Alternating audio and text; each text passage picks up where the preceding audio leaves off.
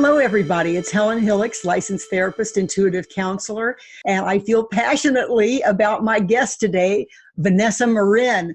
She is also a licensed therapist and focuses on sex therapy, and I'll tell you a little bit more about her in a moment, but I want to say why I'm doing this. There are many, many reasons, but the two main ones are that I had my own painful sexual history back in the sexual revolution era, when there was this dynamic that you should be going out and having lots of wild, free sex, but then we were all raised in the puritanical culture. So there was this tremendous internal conflict going on, and it led me to feeling a lot of shame about my sexuality and things that I did. And it took me a long time to heal from that and discover that the integration of spirituality into sexuality was what totally liberated me, and I want to share that. I also became a therapist 35 years ago, and I've had countless clients who have come with a tremendous variety of issues around sexuality and how to have better sex and more safe feeling sex and relaxed and enjoying the full pleasure that the universe meant for us to have. So I feel tremendous passion around this topic. And I want to dive in now and tell you a little bit more about Vanessa Marin before I welcome her. Vanessa Marin is a licensed psychotherapist specializing in sex therapy. She's here to help you stop feeling embarrassed about sex and start having way more fun in the bedroom. I love that. Oh, yes. Yeah. Vanessa specializes in online programs that help you transform your sex life from ordinary to extraordinary, all from the comfort and privacy of your own home. Through courses like the Passion Project, A Couple's Blueprint to Rediscovering Desire and Reigniting the Spark, and Finishing School, Learn How to Orgasm, she finds immense joy in spreading the message that we all deserve more from our sex lives. She has bachelor's degrees in human sexuality and sociology from Brown University and a master's degree in counseling psychology. And she writes for the New York Times, Allure, and Lifehacker, and has been featured over 1,000 times in major publications like O, the Oprah magazine, Harper's Bazaar, Refinery 29, and Real Simple. So obviously we have a well-known expert with us today, and Vanessa Marin, I want to thank you so much for taking time out of your incredibly busy schedule to bring your joyous wisdom to our audience today. Oh, thank you so much, Helen. It's really such an honor to be here. I feel so thankful. And I think we're really kindred spirits and how much passion we have for the work that we do. I'm like smiling like a maniac over here as you're just reading off my bio. And so it's fun to be able to connect with you. Well, thank you. I completely agree. We're kindred spirits, like 30 something years apart in age. But you know what? I am still carrying the torch. Yes. And I will be until my last breath. So I love supporting younger people who are coming in with new ideas and new practices and so forth. It's what keeps me feeling young, is learning from people who are half my age. I'm very excited about it. So let's dive in. And the first question that I'm asking all of my experts is, how do you define sex, Vanessa? Oh, that's such a good question. And so I do think it's a question that we all have to answer for ourselves. We all have different answers. For me, I would describe sex as really anything that we do with our bodies to connect with another person. So I have a very broad definition of what feels like sex to me. It's not just the, in and out penetration that I think a lot of people think of when they think of that word. I think it's anything that we really do with our bodies to connect with another person. I love that. I'm writing that down. Anything we do with our bodies to connect to another person. One of the things that I love about that so much is that it takes away any of the guilt or shame or misconceptions about it has to be this way. Yeah. Yeah, I think that's a horrible trap that so many of us fall into. We think that sex has to look a specific way. And I think it's really important for us to question those beliefs and see, are they really serving us, or can we create a different version of sexuality that might serve us better? Wow. I mean, we could just stop right there. Right? End of the I mean, interview. absolutely. I mean, that's enough. I mean, that is such a powerful gift that you've just given is let's take a look at whether the definition we're using for sex serves us or not. Mhm. I mean, Yeah. I Yeah, I just, think it's not a question that many of us stop to take the time to think about. I think we all have such deeply ingrained beliefs and ideas about sex that we really just kind of operate without questioning and considering. And so when we allow ourselves to stop and really take a step back and say, huh, what is that belief that's there? Is that something that I want to continue having be a part of my life? I think that can be such a powerful step for all of us. I could take that in about 100 different directions. Right? So true. But I just want to emphasize that, and I hadn't thought about this exactly before, but when we have a certain limited definition of sexuality and we feel like we don't fit into it, Mhm. that is such an origin of shame and fear and feeling trapped. And it's like the antithesis of having great sex is Mhm. feeling like it has to fit in some narrow definition that doesn't resonate with me. Yeah. I just feel the idea of it makes me feel hopeless. Oh, absolutely. Yeah, it feels very powerless because it is a very powerless experience to have where you're letting all of these other things dictate what this very intimate, special part of your life should be like.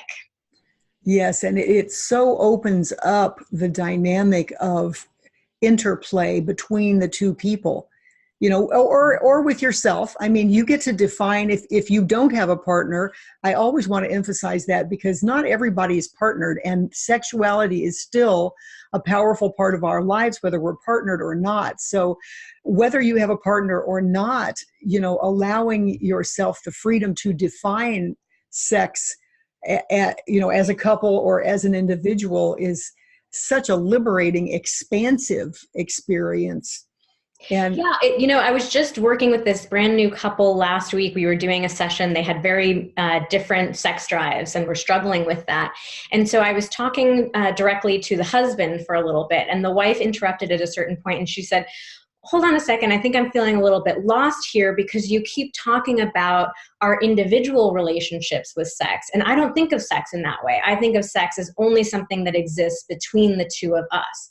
There's no way for me to have a sexuality unless it's in the context of my marriage. And it was such an interesting moment for me to get to stop to kind of step back and say, yes, this is what a lot of people believe, that our sexuality only exists in this relationship with another person, and that can be something that really gets in our own way. So I firmly believe that we all get to define our relationships with our sexuality for ourselves. But I do think that idea of that we get to have our own relationship with our sexuality, that we can be a sexual person even when we're not in a relationship with somebody, that we can be sexual even when we're not in that moment having sex with our partners. I think it's so important. And I think, yeah, it's definitely a lesson that a lot of people never really pick up on. We're taught to believe that sex is something that just happens between two people. what an awesome beginning with you and that couple. Again, just one simple breakthrough thought can completely shift you regarding your sexuality. Yeah. Okay, I want to get beyond the first question. I promise. I'll stop talking. So the second question I'm asking everybody is, what do you think people want from sex, and are they getting it? I think that people want a lot of different things from sex. And I think that this is another area where we don't take the time to examine what it is that we're looking for from sex. So I am actually in the midst of, I've been playing with this topic so much in my own work and my own practice that I'm playing around with building this model of our sexual personality types. So I don't have it quite yet. I'm still ironing out the details, but I think it's going to be a really useful model for me to share with people because it gives us that opportunity opportunity to really take a look at what are the most important aspects of sex for us. So for some people, obviously the topic of this summit is sex and spirituality. For some people, spirituality is a really, really integral part of their sexuality. For other people, not so much. Maybe for another person, the pure physical pleasure is the most important aspect of it for them. So I would love to just have this model where people can kind of look at what are some of the most common major characteristics that we're looking for out of our sex lives, just to give a kind of different framework for us to orient around. I love that. And, and I wonder, what are your thoughts, Vanessa, about, because you were saying some people are very highly spiritual and some people are not. Do you believe that we have an intrinsic desire to connect? And do you think that that is the kind of generic concept around which spirituality is based? Is that idea that we are all connected? And I'd like to hear your thoughts about that, because I totally agree with you. Some people don't think about it at all. It's not in their conscious mind, but I wonder if they still are coming from a kind of an intrinsic desire to feel that energy of oneness, and they don't even think of that as spiritual. Yeah, I think that we are definitely just hardwired to seek connection. I mean, we are social creatures. There's so much research on how we need connection to even survive, really. So I do think that desire for connection is really at the root of what we're looking for with sex, and not even connection with another person, sometimes just a connection with ourselves, or a sense of connection with some sort of higher being, whether that actually is, a God, or whether that is more of a sense of just like transcendence. I think, experiencing that connection is definitely very, very central for us. Okay, I wanted to ask you that because I think people can get hung up on the idea of I'm not spiritual.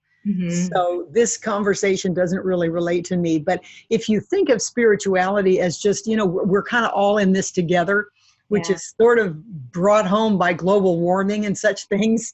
It's like, we have to get over the idea that we are individuals, all unto ourselves. And so I think I love that idea that, we're hardwired for connection. I really appreciate that. And I think it helps people get over any separating ideas that, no, I'm not like that. Yeah. We're all like that. We are all hardwired for connection. So I want to dive in with you on one of your special topics that nobody else has really dived into, and I'm very, very excited about this, is what people commonly think of as mismatched couples, mismatched sexual drives. I can't wait to hear what you have to say on that. Yeah, this is the most common issue that couples come in to see me, whether it's working with me one-on-one or doing one of my courses, is having what they call mismatched sex drives and feeling like they're on very different pages about what they're each looking for out of their sex lives. And a lot of times couples will tell me, at the beginning of our relationship, it felt like we were so aligned. We both wanted sex at the exact same times, the same sort of frequency. It just, everything felt so natural. It felt so easy.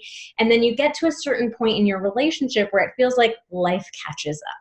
And all of a sudden, something that had felt so easy at the beginning of your relationship now feels a lot more complicated and a lot more emotionally challenging and, difficult, emotionally laden. So at that point, a lot of couples will start to say that they feel like their sex drives are actually very different. One partner wants it a lot more than the other partner. So there's one partner who's always pushing for more sex, one partner who's always kind of grinding their heels in, saying that they don't want to. And a lot of times couples will tell me they almost feel a sense of betrayal because things were so simple and easy. It felt that way in the beginning, and now it feels so much more challenging. So this is an extremely common and very painful issue that a lot of couples go through. People feel betrayed. And I think, do you find that is equally on both sides? That the woman who now she feels pressure to have sex, or the man, whichever one wants it less. I mean, it could be either one, feels like, that it was fine in the beginning, what has happened? And the same thing on the other side. Do you find that it's on both sides that they feel betrayed? Yeah, for both partners. And I definitely see a lot of couples where, if we're talking about heterosexual couples, where the woman is the one who has the higher sex drive. And that's even a separate conversation in and of itself, because I think we have all these stereotypes that the man is always supposed to be the one with the higher sex drive. But yes, I do see both partners feeling this sense of betrayal. So for the partner who has the relatively higher sex drive, it's this feeling of, I thought my partner was in this with me and we both really enjoyed sex and wanted to have it. And now it feels like my partner is totally detached from me and they are not invested, not interested in this anymore. And I'm feeling very, alone.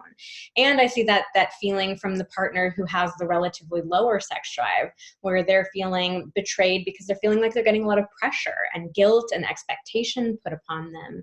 And they're also feeling like, why does our relationship feel so complicated, so challenging, so tense now when it used to feel a lot easier? Yeah, it's pretty hard to have great sex when you feel betrayed. Mm-hmm. Absolutely. So what do you say? What do you say to them?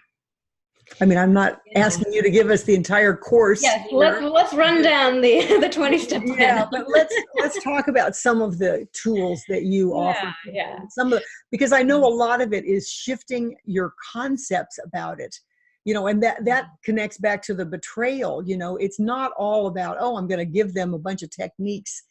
It's about the feelings that are underneath it. One of the experts, Stephen Snyder, who wrote Love Worth Making, was talking about sex is so much more than friction and fantasy. Yes. and that's you already opened the door to that, that they often feel betrayed. It's so much about the emotional aspects. Mm-hmm. Yeah, so I always start with first normalizing that this is something that pretty much every couple goes through. So we use this term mismatched sex drives, but I actually think that's just the reality of what being in a relationship with another person is like. You're never, ever going to find another person who wants exactly the same amount of sex you do at exactly the same time, in exactly the same way, every single time. Like, Hello. Yeah. So there is always going to be a mismatch of various degrees. So I like starting there because I think whenever we are experiencing sexual challenges, most of us have the tendency to feel very alone in it. Like we must be the only person or the only couple going through this. There's a sense of shame, of embarrassment. So I always like to start with normalizing. This is very common. It is something that we can definitely address. So just kind of putting people at ease in that way is a great first starting point. I love that because and again, from my perspective on the spiritual level, it takes us back to the oneness. Mm-hmm. We're all in this together. We can relax because we're all in this together. Everybody has that issue. Yeah. Absolutely.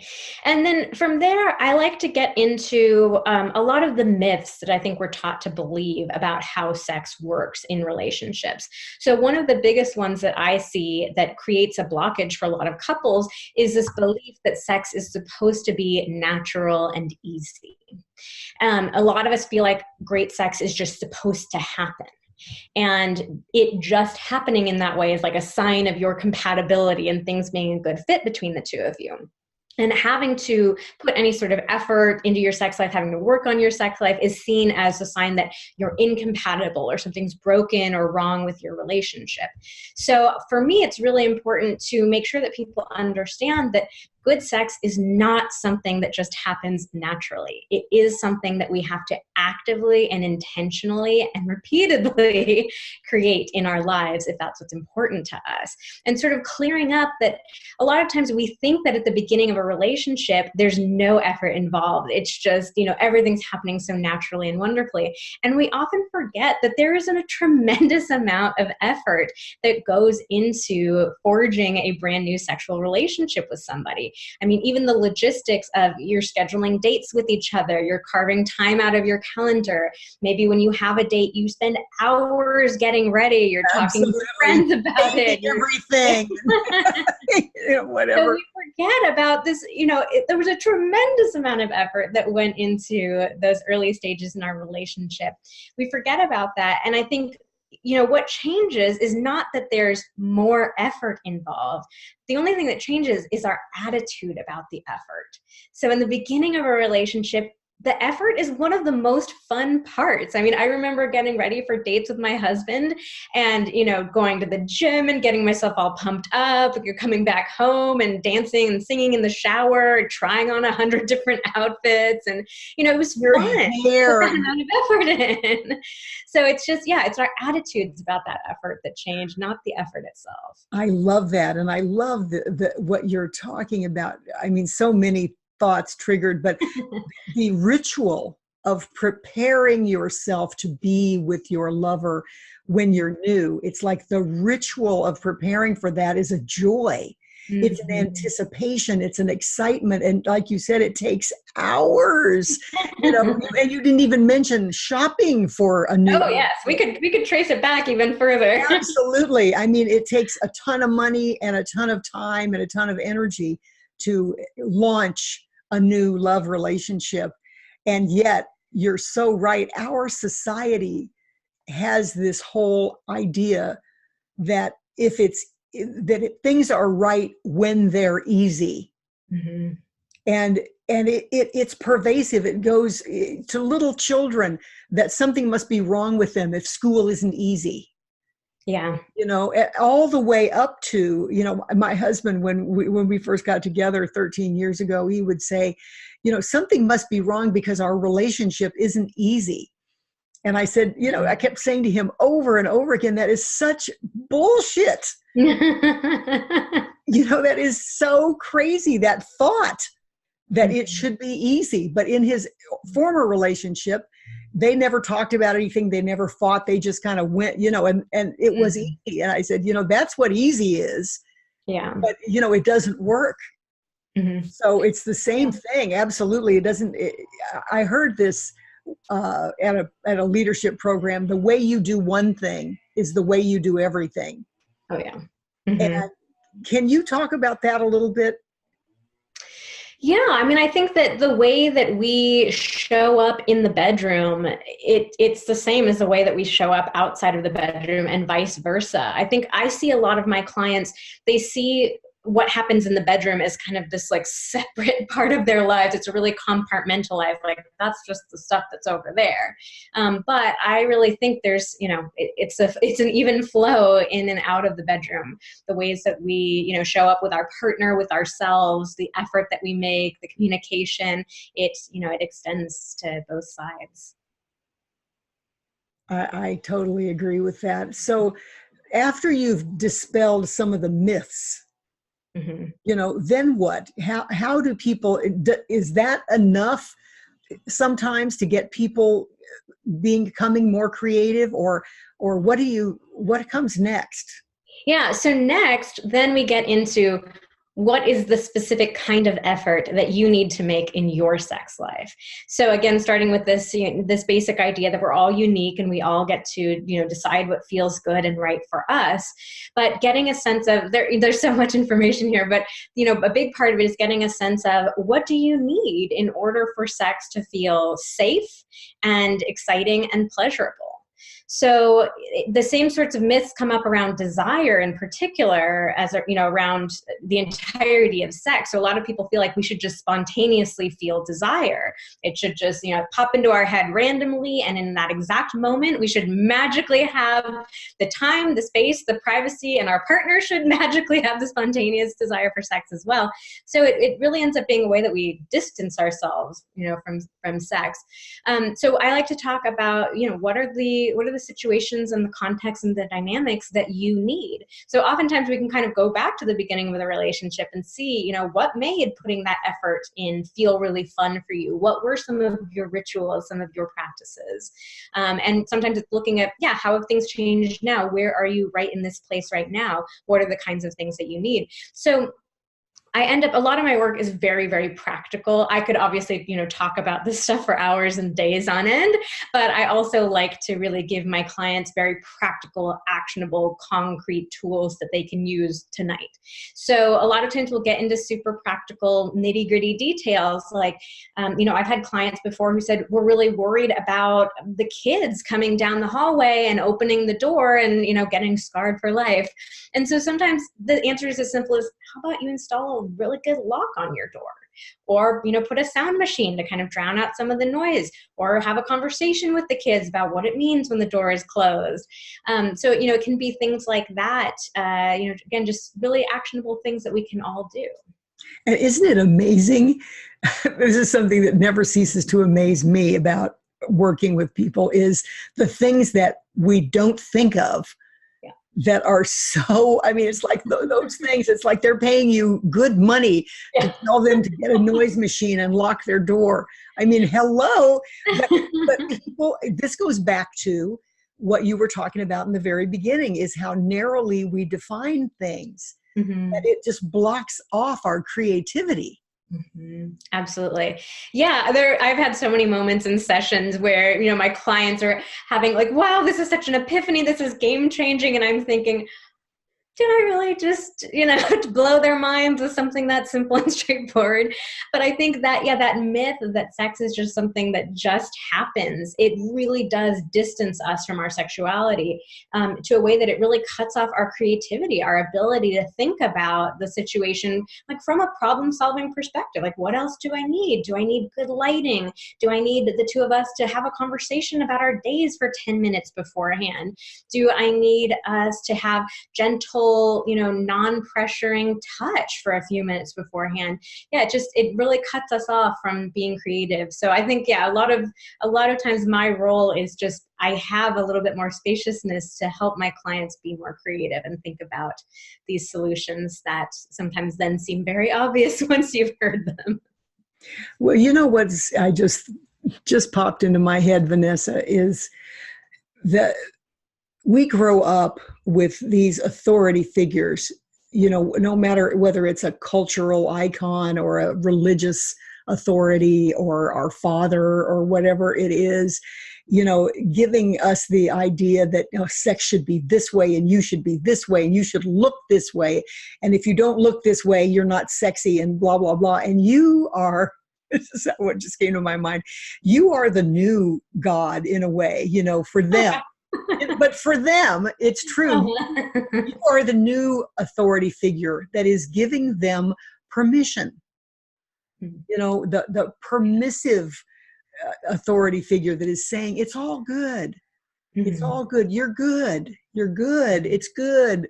We're going to get through this together. And I think it's so important that people get some sort of a guide. Mm-hmm. Don't try to do this on your own, because if you could, you already would have done it. Yeah.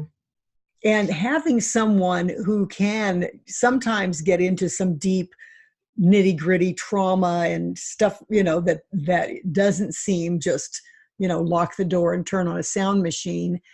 But whatever is needed in the moment, that your guide, your mentor can hold your hand and take you there. I just think that's so important. And that you're countering all of that limiting belief teaching. You are the antithesis. We're going to expand you now. Thank you, Helen.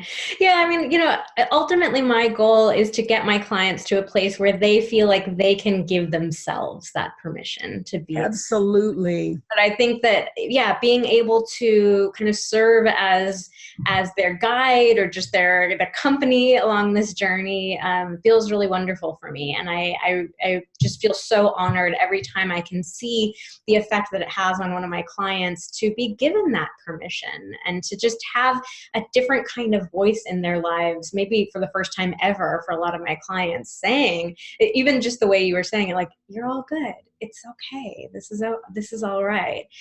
Just those simple messages can be so powerful when all that you've really ever heard are the exact opposite. Yeah, I just wanted to emphasize that because it just intuitively came to me. It's like you're the sex goddess energy, in that moment, or or whomever they choose, but it's so important to have a guide. I just feel like it opens us up so much more quickly. And Yeah. one of the things that you mentioned a minute ago about what do you need? What effort do you need to make? What do you need to provide yourself with the environment, both, on every level?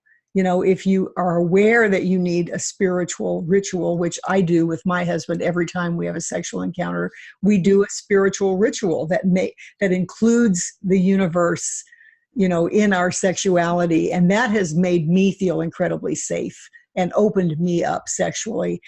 And it, and it's different for everyone, like you said. But the idea that a lot of the effort that people need is to feel safe. That's when the creativity flows, is when we feel safe. And that's why I think what you're doing is so important, is because you are offering them a safe place to start shifting their ideas about their sexuality. And that is such a key thing, is that safety that you're offering them. Mm-hmm. Yeah, I talk about safety a lot, and I think it's yet another thing that most of us don't really spend that much time thinking about. So, and I think safety shows up in a pretty wide spectrum as well. So I work with a lot of people who are sexual abuse survivors, and there are literal safety concerns that come up for them around sex. And a lot of times people just don't even make that connection between having had an experience that was wildly unsafe and feeling on guard in your current sex life. So a lot of times people tell me, oh, well, that thing that happened years ago, or I hardly even think about that anymore, or it wasn't that bad what happened to me. Other people have had it worse. And we don't think about, no, like there's a part of your body that's responding in the moment, that's wondering, is this going to be another situation like that one? No matter how long ago that was, no matter how little you think about it, or all this downplaying that happens. So there's that aspect of it. And then I think there's also even just the aspect of, I think a huge part of safety is us being able to say no. So especially with couples where they feel like there's a mismatch of sex drives and there's arguing over whether or not you're going to be intimate, if you feel like you don't really have the permission to say no, whether it's you're not giving yourself the permission or your partner's not giving you the permission, then there's just no way for us to also be able to say a wholehearted yes.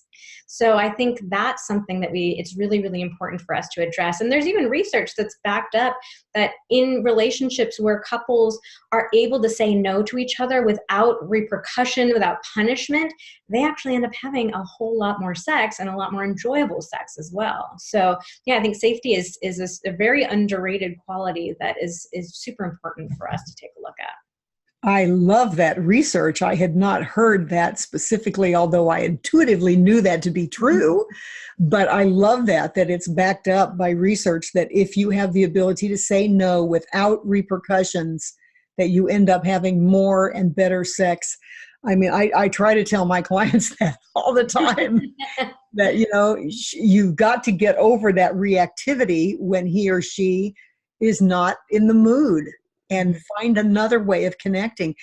Would you speak to that for a moment, about how you guide people to, which goes back to your initial thing, which I loved, the definition of sex, is any activity that you do with your body that connects you to another human being. So, or to yourself. So, would you make that segue for people who, if he or she is not in the mood to have the friction plus fantasy conversation, what can you offer them as an alternative way of making that connection, which you said was so important? Yeah, there are a lot of different ways for us to look at it. I think if you're the partner who is initiating the sex, it's being clear that by sex you really mean that broad definition, that you're inviting your partner to connect with you in some way, and that you're open to a lot of different possibilities, rather than I am initiating this one super specific narrow thing. Yes or no? Are you in? I love that. If we're giving our partner a whole buffet of options, then they're more likely to say yes than if we're, offering them one specific thing. So I think it's incorporating it into our initiation and having larger conversations about it with your partner, so you both understand that. If you're the partner who is having the initiation, being asked to connect with your partner, it might be reminding yourself that there are lots of different options for connection. Even if your partner's not directly saying that, reminding yourself, okay, there are lots of ways that I can connect with my partner. What do I feel open to? So maybe I don't feel open to intercourse, or I don't feel open to oral sex, or I don't even feel open to taking my clothes off. That's okay. I can start with that permission, giving myself that permission. But what else might I be open to?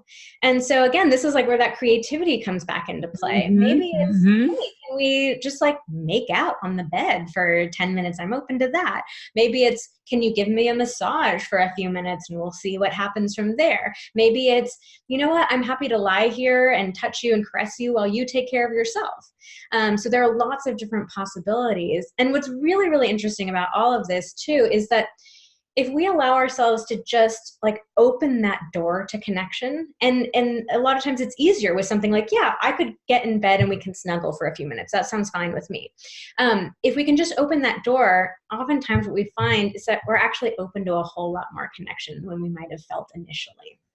I love that. Yeah. I love that. And that goes back to, we have to give ourselves permission to say no. And once we have enabled ourselves to say no, and our partner has not had a fit, and we have opened the door to doing something, once we know we can say no, there's often a yes right behind it. I love that. And I just really hope the audience takes that in, that if you give your partner the right to say no without objection, that there will just naturally come a yes, to something. Yeah. I love the way you said that. I'm going to copy you, the buffet of options. I love that. If we expand our minds, again, the definition of sex can be so broad. If we can think of it as a buffet of options, it's like, awesome. Even if you're not that hungry, there's something on that buffet you can't resist. Yeah. And the other funny thing about this as well is that a lot of couples, we tend to default to doing the same thing over and over and over again in the bedroom. And so when that's the one thing that you're offering your partner, it's sort of like the salad again. Like, do you want a salad again? You know exactly what's in the salad. It's always the same ingredients. That's your one option. It's like, I don't know, but if it's the full buffet that has all the different, vegetables and fruits and meats and casseroles and sushi, I don't even know. This is a very wide-ranging buffet, but right, all those options, it's a lot more enticing. It makes us. I often talk about initiation as like, we have to think about what's going to make your partner want to say yes. How can you offer an invitation that feels enticing and exciting, rather than, hey, do you want the same old salad that we've had every single day for lunch this week? I love that too, is being creative even in the offering. It's like, how would you feel if I rub your feet for a few minutes tonight? How would that feel to you? It's like, wow. Yeah. Definitely. As long as it's coupled with the ability for the other person to say no after the foot rub. Yeah. And another part of it is, for the person who's initiating, if you're getting a no, you're allowed to feel disappointed and let down around that too. I think, anytime you're initiating anything, any sort of connection or contact with your partner, you're putting yourself out there. You're putting yourself in a vulnerable position. You're putting yourself in the position to potentially be turned down. And I think for a lot of us, anytime that we do get turned down, it can bring up these really old reactions where we sort of then beat ourselves up for, oh, I shouldn't even have asked. I shouldn't even have put myself out there. And a lot of times it, just stirs up really old feelings of rejection. So you're allowed to have those kinds of reactions. You're allowed to feel, even just if it's a basic disappointment of, hey, I really wanted to connect with my partner and they're not open to it. That sucks. That's tough. So I think when we try to deny that reaction, either it's you yourself denying it or your partner, trying to get you to deny it, that only makes those feelings stronger. If we can allow ourselves to say, okay, I got to know I'm disappointed. That's okay. I can sit with that disappointment for a little bit. So partners always allowed to say no. Other partners always allowed to feel a little bit of disappointment. Both of those things can be true in the same time. We can make space for both of those things in the same time. And that is really the key to actually opening up a lot of spaciousness. Right.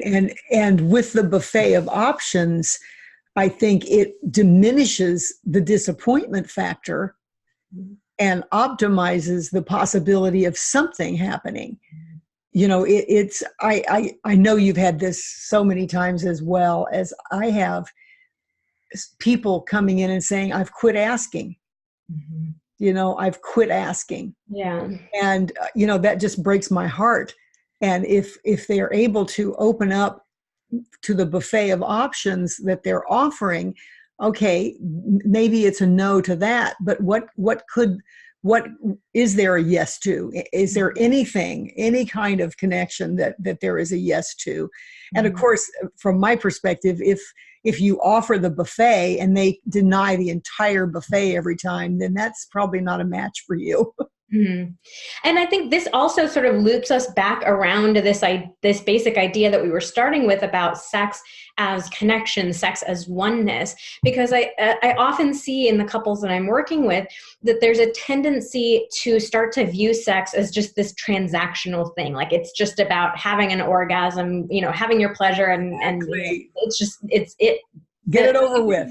Yeah, if we can recognize when especially for the person who is being initiated with and who's maybe not feeling much desire in that moment, if you can recognize that your partner's coming to you with the desire to connect with you, not just with the desire to have an orgasm with you, but to connect with you in some way. And maybe it ends up being sexual in that moment. Maybe it ends up being not sexual, but it's some form of connection that you're experiencing. That also can really help open up the doors between a couple. Because if your partner were to come to you and just verbally say like, hey, I really just want to feel close to you right now. I want to feel connected to you right now. I think most of us in most circumstances would probably be pretty open to that. Yes. So we just have to it's almost like thinking that that's what your partner's really asking when they're coming to you with remembering that, because it's so true. And this goes back to the second question of what do people want? Intrinsically, we want to connect. I think, in our society, men are definitely taught to channel all that connection energy into their penis, and some women are taught that too. Mm-hmm. But it's really, if they expand the definition, they really want to connect. That's what we all want. Okay, so you're working with couples to help them realize that they're really probably not mismatched. Mm-hmm. I mean, isn't that the reality in the end, is that they're probably not really mismatched? Yeah, the reality that we usually end up coming across and working together is that there's not nearly as big of a mismatch as they think. And again, kind of normalizing this idea that there's always going to be a mismatch to some degree.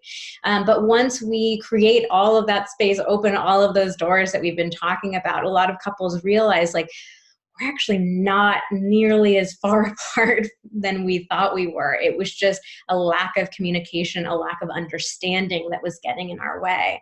So that's really exciting to recognize it. And again, like we were saying, a lot of times this boils down to super practical steps, different ways of initiating, different ways of thinking about getting your desire turned on and connecting with your partner, doing different things together.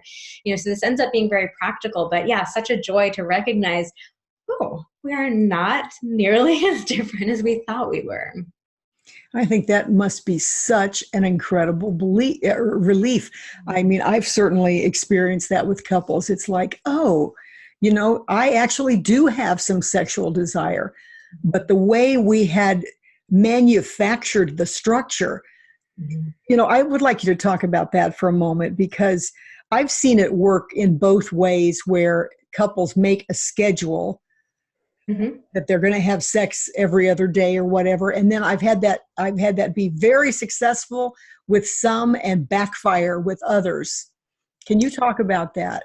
Yeah, scheduling sex is actually one of my favorite topics to talk about. I'm actually planning an entire training around this. I haven't released any of that yet, but it's one of my favorite topics to talk about. I think it's a solution that a lot of couples are familiar with. You're starting to see it pop up more often in articles online. And I think it brings a lot of couples this sense of dread, like, oh my God, how bad is our sex life that we have to now schedule it the same way we're like scheduling our dental cleanings. And I think a lot of people also try it and realize, this is terrible. I don't like this. It doesn't work at all. So I think that it really comes down to us being able to schedule sex in the right way, where if you're approaching scheduled sex in the same sort of way that you're approaching scheduling your dental cleanings, of course, that is not going to be fun at all. But if you can approach it in the same sort of way that you approached scheduling all of your dates at the beginning of your relationship and trying to bring back some of those feelings of excitement, some of those routines and rituals that you used to do, then that can make it feel a lot more fun. And there are also just so many different ways that you can schedule sex.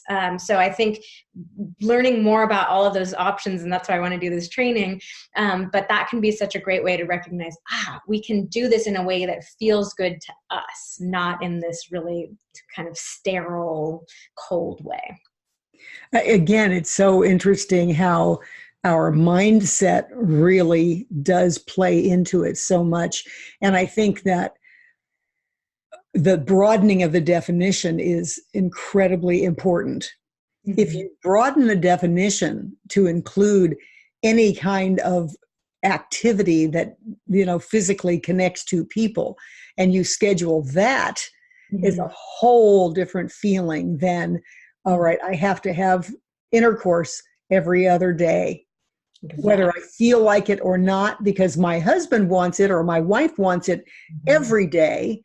And I don't. So we have settled on every other day, and then everybody's disappointed.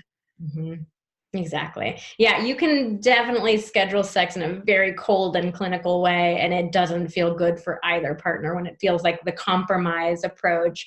But instead, there are so many other ways where you can make it feel fun and exciting again, and definitely scheduling quality time together is a great way. It helps us recognize that we schedule time together because time together is important to us, and realizing, like, for most of us, the lives that we lead, if something's important to us, we schedule it. We don't leave it to chance that we're magically going to remember to do that we magically won't have scheduled other things during that time. Like, if it's important to us, it goes in our calendars.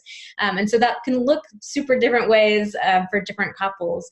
But I think focusing on the time together rather than on you have to do this one specific thing at this one specific time, that can help make it feel a lot more. Yeah, I love that. I love that, because who wants that? You have to do this one specific thing at this one specific time. It's like, no, thank you. The rest of my life already feels like that. Yeah. Right? So I don't want that seeping over into it. But if it's just, let's take some time to be sacredly connected, period. It's like, oh my God, I can't wait. Yep. Schedule some time to go to the buffet, not schedule some time where you're going to force feed each other the salad. I must be getting hungry. It's around lunchtime for me. I love that. I love that. Where are you? Well, you're in LA. I am. Yes. Lunchtime. You have a late lunch like I do. Okay. So, in honor of, in deference to your schedule, I want to summarize, because I know we could talk all day long. I feel like we're just getting started. Me too. So any final thoughts that you would like to leave our wonderful audience with? Well, first, I guess I'll just start with saying thank you for you, Helen, for creating this space. And thank you to everybody who is taking the time to watch.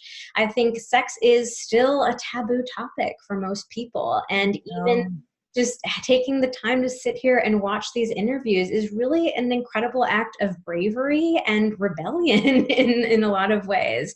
So I think being able to recognize yourself and appreciate and acknowledge yourself for being able to take that time and to view your sex life as something that's important to you and something that you want more resources, more education around. And I would also just kind of start with or end with the same sort of point that I started with about recognizing like, you're okay. Everything's okay. And sex is something that we are all struggling with in one way or another. And it's also something that there are just an infinite number of options, different resources, different techniques, different ways to work with whatever questions or challenges or curiosities are coming up for you. That there is a way forward. I mean, that's really what you're saying, isn't it? Is that don't despair.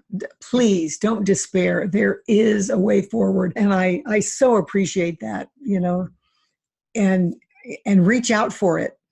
Yes, absolutely. And how can people find you and reach you, Vanessa? Yes, I would be so delighted to connect with anyone from your audience. So the best place to find me is on my website, vmtherapy.com. You can sign up I know, Helen, you're going to post the link for the free gift, so you can sign up for that. I send a weekly email out to my email list. We talk about a different topic every month and just give, again, super practical, actionable strategies. I also work with my husband, and he joins in on those emails frequently too. So we kind of talk about both ends of the relationship and giving more specific tips and techniques. And then you can also find me on social media. I'm most active on Instagram, and my handle is Vanessa Marin Therapy.